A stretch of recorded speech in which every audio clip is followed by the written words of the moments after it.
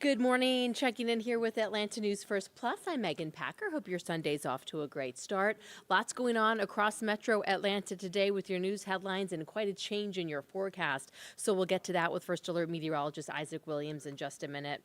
But let's jump right in it because there are a lot of different law enforcement investigations happening right now all across Metro Atlanta, in the city, and in some surrounding counties. So let's begin in DeKalb County from overnight, where police are investigating a woman who was shot and killed at a gas station. Her name is Kenyea Hightower, according to police. She was out celebrating her birthday in her early 20s. Police say she was an innocent bystander, shot and killed at a car meetup when there was a shootout at a gas station on Moreland Avenue, not far from I-285. No arrests have been made. DeKalb County Police want to hear from anybody who has information about that. And in Cherokee County, there is an investigation right now after there was a deadly shooting involving deputies. The sheriff's office says they were called out for a welfare check at a home on Whisperwood Trail in the Ackworth area around 6:45 last night. They found an armed 26-year-old man who deputies ended up shooting and killing during this encounter. One of the deputies was injured during what's described as the altercation. The deputy was treated and released from the hospital. But there is more to this. Deputies found the body of a woman decomposing inside that house they responded to. They say she is the mother of that 26-year-old man they ended up shooting and killing. The names of everybody involved have not been released yet. The GBI is investigating the deputy-involved shooting, and the sheriff's office in Cherokee County is investigating the woman's death. So we will continue to look into that and let you know as we learn more. In the city of Atlanta, there were at least a couple of shooting investigations from overnight, including one at the West End Apartments. Police responded here, the Oakland City Apartments. Police responded around 1:30 a.m. A neighbor said things were quieting down at this complex, too, after some new management stepped in. The complex even held a fall celebration for community members recently. Police cars and crime scene tape were all over the road, and then they were also set up here, not far away, just 2 blocks away at the Oakland MARTA station. A call came in about 15 minutes later for a scene there, and police do believe those two scenes are related. So we're staying in touch with Atlanta police today, waiting to get more information about all of those different active scenes from overnight. In Gwinnett County, there is a business that is destroyed by fire. We've got these pictures in from Gwinnett County firefighters. It started around 7:15 last night in the attic of the Benchmark Physical Therapy building on Nelson Brogdon Boulevard. Firefighters say the roof collapsed while they were trying to get that fire under control. One firefighter has minor injuries. The cause of that fire is under investigation. Some nonprofits that help people get food on the table are staying really busy right now, already feeling the impact of the USDA not distributing SNAP benefits next month if the federal government remains shut down. Organizers of the nonprofit Food Commune say they were just wiped out yesterday, busier than usual. And Ray of Hope Christian Church says it gave food to more than 100 cars yesterday. So we are, of course, in, I believe it's day 26 of the federal government shutdown. We are watching that every step of the way, with a lot of people holding their breath to see what happens next, as people who rely on SNAP benefits are preparing to not have access to them next month. All right, let's get a check of our forecast now. Man, things are changing out there. Hope you got outside yesterday and enjoyed it, because the 70s are behind us. Get ready for the cooler temperatures as we bring in First Alert meteorologist Isaac Williams now to talk about the changes. And Isaac, we've not only got the cooler temperatures, but wind and rain, and tomorrow's just going to be gross. And no sun either.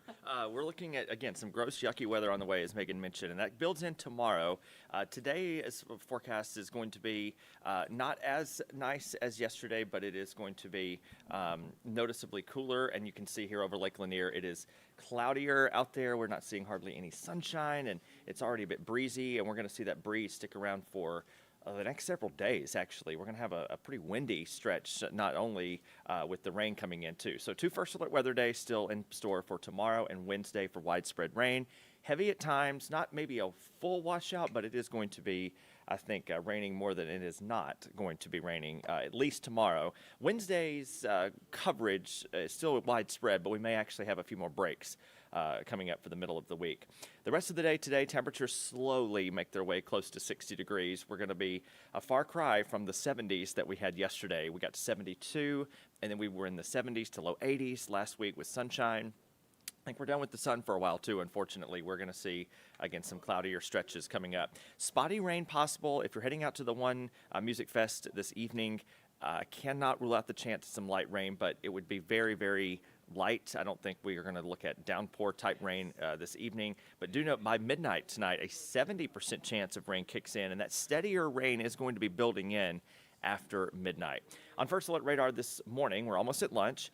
Dry in North Georgia, widespread rain in Mississippi and Alabama down onto the Gulf Coast of Louisiana. A closer look here, we do have a tornado watch that's in effect for the Alabama Gulf Coast, and last time I checked, there were looks like still maybe one active tornado warning on the Mississippi Gulf Coast this morning. But all of that is going to be on the coast. So the storm aspect of this system is going to be on the coast where the better moisture is. We may hear a few rumbles tonight and tomorrow, but I'm really not seeing much concern for big thunderstorm potential here in the metro or any of North Georgia. Here's 3 o'clock today, and again, some light rain moving in, but otherwise we're seeing mostly overcast. That steadier rain, though, builds in after midnight. This is 4 o'clock in the morning. I said this earlier, but when we were on in the newscast, if you have an early flight tomorrow out of the airport here at Hartsfield, it's going to be a bit dicey with widespread rain and some wind. We're going to go over those wind gusts in a minute. 7 o'clock in the morning, widespread, steady rain, heavy in spots. We're going to see this last through mid to late morning. By noon, we'll start to see the most widespread coverage of rain shift to the east and northeast of us. But we're going to have steady, scattered light rain sticking around right on into the evening hours. So again, back to school, back to work for a lot of us tomorrow, and it is going to be one of those days where if you can work from home, maybe that's a better option if you can. 5 o'clock in the morning, here are wind gusts, 25 to 35 miles per hour, and this does include Metro Atlanta. So not only is it going to be raining, it's going to be a little bit chilly, plus the wind, making it feel even colder in some cases. And these winds will continue to stick around through the afternoon tomorrow, even as late as 7 p.m. tomorrow evening, still looking at 20-mile-per-hour wind gusts across North Georgia. So the breeze and the wind definitely will continue.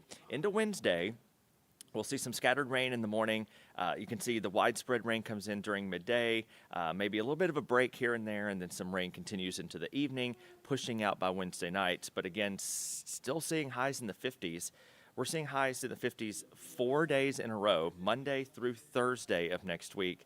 Unseasonably cool numbers. We should still be seeing highs around 70 or 71 this time of the year, but we are not simply seeing that here. So wind, so we switch gears here to the tropics. Melissa rapidly intensified yesterday and last night and this morning, now up to Category 4, winds of 140. Hurricane warnings continue for the whole island of Jamaica, the eastern tip of Cuba now in a hurricane watch, and the western tip of Haiti there still in tropical storm warning conditions. So winds right now are 140. It's moving west at 3, so it's basically stationary. This is due south of the island of Jamaica. Unfortunately, it is still expected to kind of turn to the north toward the island by early next week. The National Hurricane Center still brings us up to Category 5 intensity, either later today or tomorrow morning, winds of 160. Winds of 155 at landfall. A direct hit on the island of Jamaica seems a near certainty. It looks like Tuesday morning is when they have the center of the storm rolling through the island, and then by the time we get to Tuesday night and Wednesday, we start to see it move across the eastern tip of Cuba, and then by the end of next week, Friday, it's still a weaker storm, a Category 1, but could be impacting Bermuda, so they could be hit yet again, possibly, but thankfully by this point it should be a much weaker storm. Back to the 7-day. So we have Monday and Wednesday as first alert weather days for widespread rain. Tuesday, Thursday, spotty showers, but temperatures still stay in the mid to upper 50s. And then Friday is Halloween. So we have temperatures in the low 60s. We'll see some gradual clearing. and most importantly, gradual drying. Right now, trick-or-treating looks like about a temperature of about 52, low 50s, maybe some upper 40s. So prepare for some chill in the air. But the good news, I think the wind should be relatively tame. We'll wait and see if we see that breeze continue. And then next Saturday, the last of daylight saving, because next Saturday night and Sunday we fall back an hour. So that's something to put on the radar as well. But right now, it does look like next weekend is going to be dry, at least through next Saturday, with temperatures of 64. We'll keep you posted here on ANF Plus throughout the rest of the afternoon and evening, of course, on our newscast tonight with the latest on what we expect for these 2 First Alert weather days coming up next week. Have a good rest of your Sunday. Thank you for watching ANF Plus. For more breaking news, live coverage, and your community stories, download the Atlanta News First app. You can also watch us on YouTube, Roku, Apple TV, and Fire TV. To join the conversation on YouTube Live, visit our channel and hit subscribe. You can also listen to the Atlanta News First podcast by searching Atlanta News First on your preferred listening platform.